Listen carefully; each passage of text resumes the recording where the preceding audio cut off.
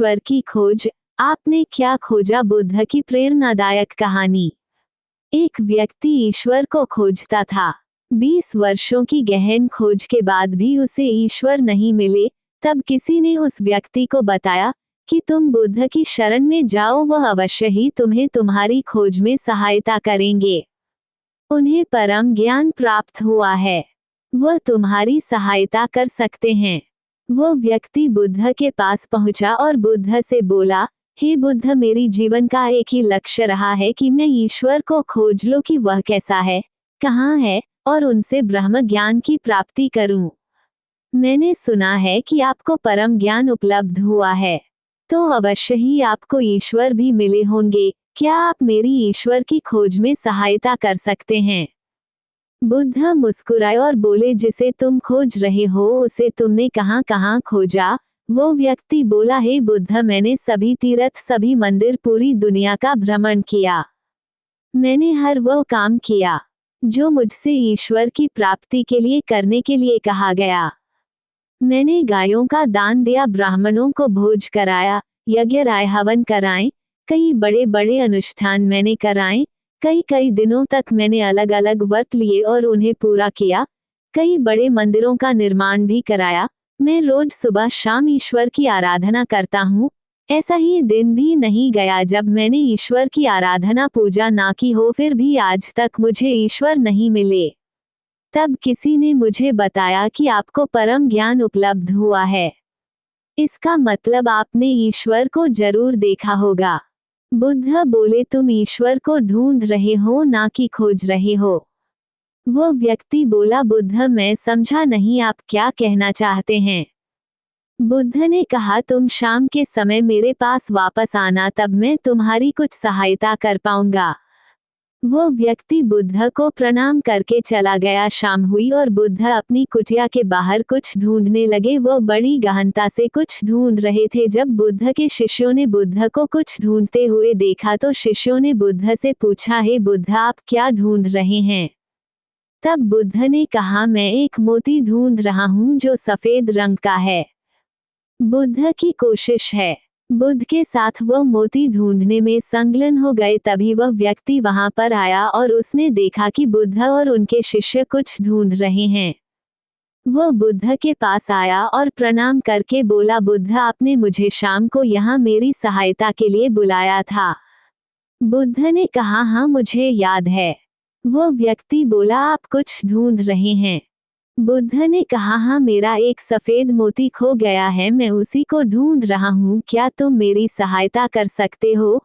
वो व्यक्ति बोला, हाँ, बिल्कुल कर सकता हूँ, मैं अभी वो मोती आपको ढूंढ कर दे देता हूँ। वो व्यक्ति उस मोती को ढूंढने में संलग्न हो गया और बुद्ध भी उसके साथ में मोती ढूंढते रहे। बुद्ध के एक शिष्य है महाकश्यप, ये सब दूर खड़े हुए देख रहे थे और मंद मंद मुस्कुरा रहे थे।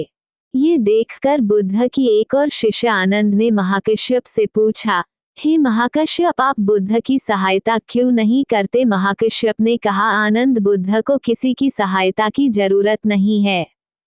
ऐसा हो ही नहीं सकता कि बुद्ध जैसे परम ध्यानी से जो पूर्ण ध्यान बन चुके हैं, कोई वस्तु खो जाए, ये सब तो वह अवश्य किसी का अज्ञान मिटाने के लिए ही कर रहे हैं।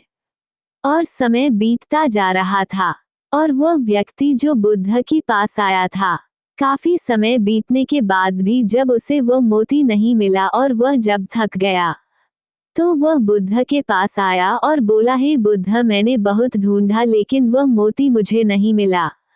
बुद्ध ने कहा, जब तुम वह मोती मुझे ढूंढ कर दे दोगे तभी मैं तुम्हारी कोई सहायता कर पाऊंगा। क्या तुम्हें अपने सवाल का जवाब नहीं चाहिए? वह व्यक्ति बोला, ठीक है, वह मैं फिर से कोशिश करता हूँ और वह मोती आपको अवश्य ही ला कर दूंगा। वह व्यक्ति फिर से इस मोती को ढूंढने में व्यस्त हो गया और धीरे धीरे रात होती चली गई। काफी रात हो जाने के बाद भी जब वह मोती नहीं मिला तब वह बुद्ध के पास आया और बुद्ध बोला, बुद्ध, आप ठीक से याद करके बताएं कि मैं मोती कहाँ खोया था? बुद्ध ने मुस्कुराते हुए कहा, वह मोती तो मेरी कुटिया में खोया था। वो व्यक्ति झुंझलाते हुए बोला, आप मुझे मूर्ख बना रहे हैं। मुझे तो ऐसा लगता है कि आप ऐसे ही ज्ञानी होने का ढोंग करते हैं। आपने व्यर्थ ही मेरा इतना समय बर्बाद कर दिया। क्या आपको इतना भी नहीं पता कि जो चीज कुटिया में खोई है वह बाहर कैसे मिल सकती है? मैं कुटिया में ही मिलेगी। आपको भीतर कुटिया में जाना चाहिए और वह मोती आपको ही मिल जाएगा। बुद्ध मुस्कुराते हुए बोले, मैं भी तो तुम्हें यही समझाना चाहता हूँ। जो चीज तुम्हारे भीतर खो गई है वह तुम्हें बाहर कैसे मिलेगी? तुमने 20 वर्षों तक बाहर खोजबीन की है, कभी एक पल के लिए भी अपने अंदर खोजबीन की? तुमने एक ही दिशा में ढूंढा, बाहर की तरफ, जहां अज्ञानी और अज्ञान है, जहां वह ज्ञान का मोती था ही नहीं, वह मोती तो तुम्हारे अंदर ही खो गया है। उसे अपने अंदर ही ढूंढो, तब तुम्हें वह ज्ञान मिल जाएगा जिसकी खोज में तुमने 20 वर्ष लगा दिए हैं। वो व्यक्ति बोला, बुद्ध आपकी बातें समझ में तो आती हैं, लेकिन अभी भी मैं यह नहीं समझ पा रहा हूँ कि मैं अपने अंदर क्या खोजें। बुद्ध ने कहा, तुम ईश्वर को खोजना चाहते हो ना, लेकिन क्या तुमने कभी अपने आप को खोजा? वो व्यक्ति बोला, हे बुद्ध, मुझे अपने आप को खोजने की क्या जरूरत है? मैं अपने आप को संपूर्ण रूप से जानता हूँ। मैं अपना नाम जानता हूँ, मैं अपने माता पिता को जानता हूँ, मैं अपना घर जानता हूँ। जब से मैंने जन्म लिया है तब से अब तक सभी चीजें तो मैं जानता हूँ। मैं कुछ भी भूला नहीं हूँ, तो फिर मुझे क्या जानने की जरूरत है? मैं क्या जानूं? बुद्ध ने कहा, ये बताओ कि इस समय तुम्हारे सबसे नजदीक कौन है? मैं व्यक्ति बोला, इस समय तो आप ही मेरे सबसे ज्यादा नजदीक है। बुद्ध ने कहा, उससे भी ज्यादा नजदीक तुम्हारे कौन है? वो व्यक्ति बोला, आपसे ज्यादा नजदीक हवा है। बुद्ध ने कहा, हवा से भी ज्यादा नजदीक तुम्हारे कौन है?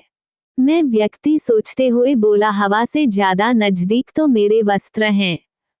बुद्ध ने कहा, इन वस्तुओं से भी ज्यादा नजदीक तुम्हारे कौन है? तब वो व्यक्ति सोच में पड़ गया और मुझसे बोला, बुद्ध, इनसे ज्यादा नजदीक तो कुछ भी नहीं है। तब तो मैं स्वयं हूँ। तब बुद्ध ने कहा, अपनी आंखें बंद करो और बिल्कुल शांत होकर ध्यानपूर्वक अपने में खोजो कि तुम्हारे सबसे नजदीक क्या है। विचारों को हटा दो और सिर्फ इस बात पर ध्यान दो कि तुम्हारे सबसे ज्यादा नजदीक क्या है।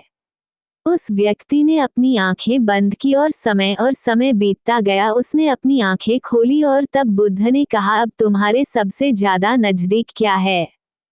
वो व्यक्ति बोला, बुद्ध, पहले मुझे ऐसा लगा कि मेरी सांसें मेरी सबसे ज्यादा नजदीक है।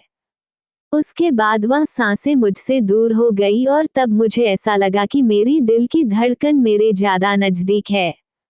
लेकिन धीरे से वह भी मेरे से दूर हो गई और तब मैं खुद से ही दूर हो गया और एक अलग ही अनुभव मुझे हुआ कि मैं कहीं नहीं हूँ और फिर भी हूँ। मैं इस चीज को अभी समझ नहीं पा रहा हूँ। बुद्ध ने कहा, अब तुम सही खोज कर रहे हो, शीघ्र ही तुम्हें तुम्हारा मोती मिल जाएगा। वह जो चीजें तुम्हें समझ नहीं आ रही है वो भी धीरे धीरे समझ आ जाएंगी। वह व्यक्ति बुद्ध की चरणों में गिरकर क्षमा मांगने लगा और बोला, बुद्ध, मैंने आपसे बड़ा ही अभद्र व्यवहार किया, फिर भी आपने मुझे ज्ञान का एक रास्ता दिखाया जिससे मैं अनजान ही था। आज तक इस रास्ते के बारे में मुझे किसी ने नहीं बताया था। आपकी बड़ी कृपा कि आपने मुझे ये रास्ता दिखाया। धन्य है भगवान बुद्ध, जिन्होंने उलझनों का अंत किया, जीवन का सही अर्थ समझने में लोगों की सहायता की। आज के युग में कौन ऐसा करता है? अब मैं ध्यान लगाने की कोशिश कर रहा हूँ, अपने आप को और संसार को बुद्धिज्म की नज़र से देख रहा हूँ, क्योंकि मुझे लगता है कि यही वो मार्ग है जो वास्तव में सही व सत्य है। दोस्तों, आशा करता हूँ कि हमारा वीडियो आपको पसंद आएगा। अगर हमारा वीडियो आपको पसंद आएगा तो चैनल को लाइक कीजिए, शेयर कीजिए, सब्सक्राइब कीजिए, कमेंट कीजिए और सेवा करने का मौका दीजिए। अगले वीडियो में मिलेंगे।